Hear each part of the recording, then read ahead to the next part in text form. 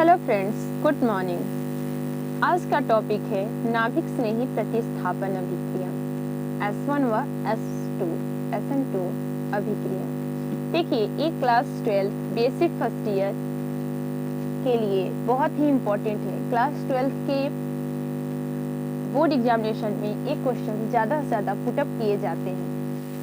Question इस तरह से पुटअप किए जाते हैं, SN1 व SN2 अभिक्रिया में अंतर बताइए, या SN1 व SN2 अभिक्रिया के आधार पर क्रियाविधि को समझाइए।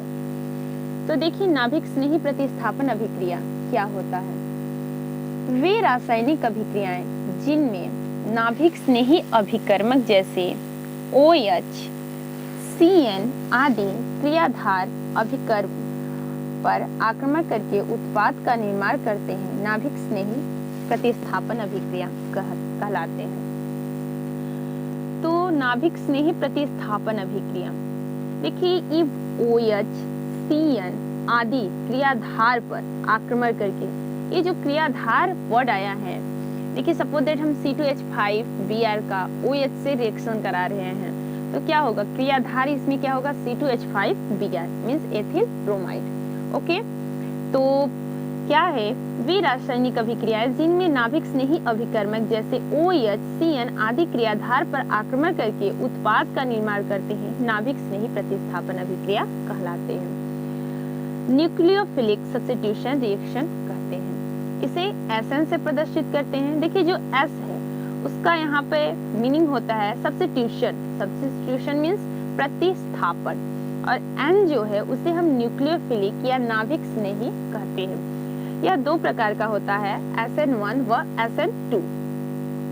देखिए, SN2 अभिक्रिया, SN2 अभिक्रिया क्या होता है, द्विव अणुक नाभिक स्नेही प्रतिस्थापन अभिक्रिया। SN2, S का मतलब होता है सब्स्टिट्यूशन, N का न्यूक्लियोफिलिक और 2 मीन्स डाइमोलिकुलर। ओके, तो देखिए क्या होता है SN2। इनका वेग क्रियाधार और नाभिक स्नेही दोनों की सांद्रता पर निर्भर करता है। तो वेग क्रियाधार इसमें एथिल ब्रोमाइड को हम ले सकते हैं, और नाभिक स्नेही या तो OH को ले सकते हैं या CN को, तो हम OH को यहाँ पर लेंगे। अभी मैं आपको इसका एग्जाम्पल करके बताऊंगी इसका मैकेनिज्म। यह एक पद में संपन्न होता है।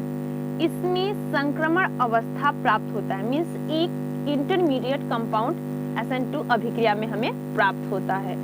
एल्किल हैलाइड की क्रियाशीलता का क्रम सबसे अधिक होता है फर्स्ट डिग्री का, फिर सेकेंड डिग्री का, और सबसे कम होता है आपका थर्ड डिग्री का। अपेक्षाकृत यह मंद गति से संपन्न होता है, मीन्स SN2 अभिक्रिया जो होता है वो मंद गति से संपन्न होता है। तो मैं इसका एग्जाम्पल बताने जा रही हूँ, आप ध्यान से देखिएगा इसका एग्जाम्पल। तो इसका एग्जाम्पल है,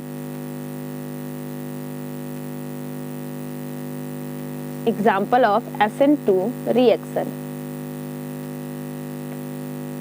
ध्यान से देखिएगा, C2H5Br, इसे हम क्रियाधार भी बोलते हैं। जो वर्ड आया था क्रियाधार, और फिर हम ले लेते हैं ये जलीय पोटेशियम हाइड्रोक्साइड KOH। ओके, ये जो KOH होता है यही नाभिक स्नेही अभिकर्मक होता है, AOH। ओके, इसे हम नाभिक स्नेही अभिकर्मक कहते हैं। एक्वस सॉल्यूशन हो जाएगा, मीन्स जली विलयन क्या बना लेगा, C2H5OH से रिएक्शन करके एथिल अल्कोहल बना लेता है, C2H5OH। ओके, अब K किससे के साथ रिएक्शन कर लेगा, Br के साथ, तो क्या हो जाएगा आपका KBr। ओके, अब हम देखते हैं मैकेनिज्म, SN2 मैकेनिज्म।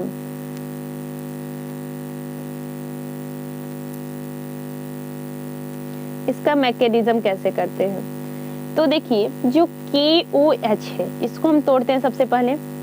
KOH ये कैसे टूट जाएगा, हमको पता है जो OH होता है वो नाभिक स्नेही अभिकर्मक होता है, मीन्स न्यूक्लियोफिलिक रीजन।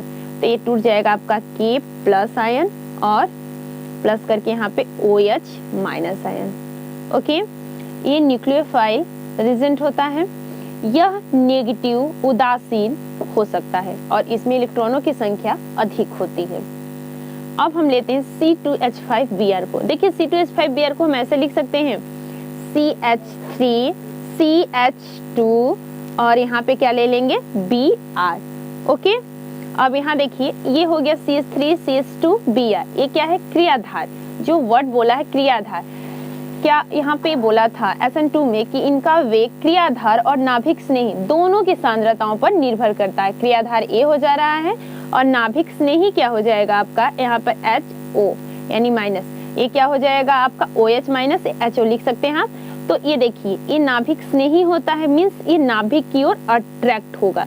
तो ध्यान देखिए इनके नजदीक आने पर, ठीक है, इसके बॉन्ड जो होंगे, ये बॉन्ड जो होंगे वो ब्रेक होने लगता है। ये घटना ही आपका ये स्लो घटना होगा। कैसा होगा, ये स्लो होगा। मैं आपको बताई थी कि SN2 अभिक्रिया जो होता है वो बहुत ही स्लो होता है। तो ध्यान दीजिए, अब ये क्या करेगा, यहाँ पर एक बॉन्ड बनाएगा, यानी कि हम लिख सकते हैं HO, ठीक है, आपका ये CH3 CH2Br ये क्रियाधार के साथ आकर ऐड हो गया। देखिए इसके आने से, इस रिजेंट के आने से न्यूक्लियोफाइल के, ये क्या हो जाएगा आपका, ये कमजोर हो जाता है। ये जो बॉन्ड होता है वो बहुत ही ज्यादा कमजोर हो जाता है और ये बॉन्ड जो होता है ये बहुत ही स्ट्रांग होता है। ठीक है, इसे हम क्या कहते हैं, अल्फा कार्बन परमाणु बोलते हैं। ठीक है, ये अल्फा कार्बन परमाणु आपका कहलाता है। ये बॉन्ड आपका क्या हो जाएगा, वीक हो जाएगा। इस बॉन्ड, इसके कारण ये बॉन्ड वीक हो जाएगा और ये बॉन्ड क्या हो जाएगा, स्ट्रांग हो जाएगा। तो आप समझ सकते हो। तो देखिए कैसे हो, तो आपका ये Br जो होता है ये बाहर निकल जाएगा, मीन्स हो जाएगा आपका OHCH3 और CH2। ओके, अब यहाँ पे क्या हो जाएगा, प्लस जो Br है, क्योंकि वीक हो गया बॉन्ड तो ये क्या हो जाएगा आपका, टूट जाएगा, प्लस आपका हो जाएगा Br। ठीक है, ये आपके निकल गया आयन के रूप में। तो ध्यान दीजिए, जो स्ट्रॉन्ग बॉन्ड होगा वो क्या होगा आपका अल्फा कार्बन से जुड़ जाएगा और जो वीक बॉन्ड होगा वो क्या होगा, आपके अल्फा कार्बन परमाणु से वो अलग हो जाएगा। तो यही था SN2 रिएक्शन। अब देखते हैं हम SN1 रिएक्शन। देखिए SN1 रिएक्शन क्या होता है, इनका वेग क्रियाधार की सांद्रता पर निर्भर करता है। मीन्स इसमें कोई भी नाभिक स्नेही अभिकर्मक हमें नहीं चाहिए होता है। ओके, तो नाभिक स्नेही की सांद्रता इनके वेग को प्रभावित नहीं करती है। SN2 में करती थी, SN1 में नहीं करती है। ये दो पदों में संपन्न होते हैं। SN2 रिएक्शन सिर्फ एक पद में होता था और SN2 क्या है आपका, सॉरी SN1 क्या है, यह दो पदों में संपन्न होगा। देखिए थर्ड में जो था एक संक्रमण अवस्था प्राप्त होता है, किंतु हमारा SN1 में संक्रमण अवस्था प्राप्त नहीं होता है। ओके, फोर्थ है जो RX की क्रियाशीलता होती है, एल्किल हैलाइड की क्रियाशीलता सबसे अधिक होती है 3rd डिग्री में, फिर 2nd डिग्री में और सबसे कम होती है 1st डिग्री में। ओके, फिफ्थ है आपका आयनिक वेग के कारण यह त्रिवेग से संपन्न होती है। मींस जो SN1 अभिक्रिया होता है वो बहुत ही त्रिवेग से संपन्न होती है, जबकि SN2 वो अपेक्षाकृत मंद गति से संपन्न होता है। तो देखिए इसका भी एग्जाम्पल देख लीजिए आप। Example SN1 reaction. देखिए जो SN1 रिएक्शन होता है वो बहुत ही त्रिव होता है। तो इसमें फर्स्ट स्टेप देखते हैं। स्टेप फर्स्ट, इसमें हम ले लेते हैं एथिल ब्रोमाइड CH3CH2Br। ओके, एक आपका ये बहुत ही अभी स्टार्टिंग में भी स्लो होता है। ये देखिए ये टूट जाएगा, ये स्लो होगा। स्लो हुआ तो आपका क्या हो गया, ये आपका प्लस आयन में टूट जाएगा, CH3 माइनस CH, ये बॉन्ड लगा है CH3 CH2, ये किस में प्लस में टूट जाएगा और Br किस में टूट जाएगा, माइनस आयन में। ओके, ये माइनस आयन में टूट जाएगा, ये खुद टूट जाता है। इसमें हमको नाभिक स्नेही अभिकर्मक की जरूरत नहीं होती है। SN2 में हमें नाभिक स्नेही OH की जरूरत पड़ी थी, पर SN1 अभिक्रिया में नाभिक स्नेही अभिकर्मक की जरूरत नहीं होती, ये खुद ही टूट जाता है। ठीक है, अब देखिए जो ये है CH3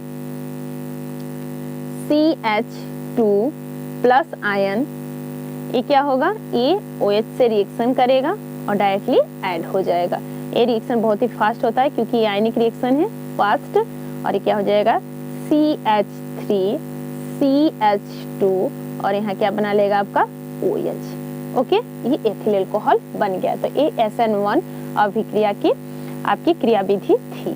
तो आपको SN1 SN2 अभिक्रिया में कोई प्रॉब्लम होगा तो प्लीज आप कमेंट करके बताइएगा जरूर। ओके, अब देखते हैं यह किस पे निर्भर करता है।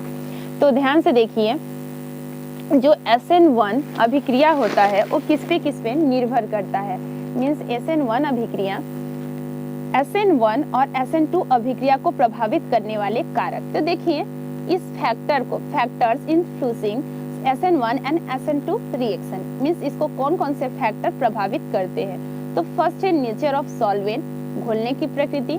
सेकेंड है नाभिक रागी की प्रकृति, means nature of nucleophilic. Okay, और थर्ड है घटने वाले मूलक की प्रकृति, nature of removal radical. Okay, thank you so much for watching my video. Please like, subscribe and share my YouTube video Juhi classes. Thank you once again.